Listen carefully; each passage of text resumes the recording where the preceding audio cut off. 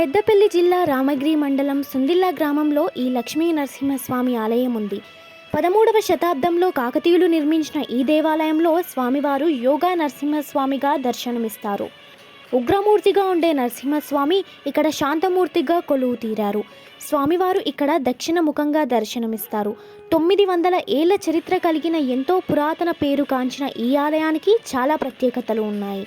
భక్తుల కోరిక మేరకు లక్ష్మీదేవిని కూడా ఇక్కడ ప్రతిష్టాపన చేశారు.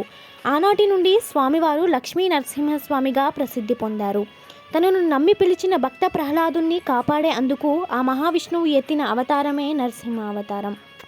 భక్త ప్రహ్లాదుని తండ్రి అయిన హిరణ్యకశపుణ్ణి లక్ష్మీ నరసింహస్వామి వధించి ఉత్తరాభిముఖంగా వెళ్తుండగా ఆ స్వామిని ప్రహ్లాదుడి వెనుక నుండి పిలుస్తాడు.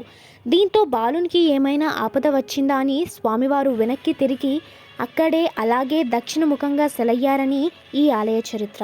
మీకు ఈ వీడియో నచ్చినట్టయితే లైక్ చేయండి.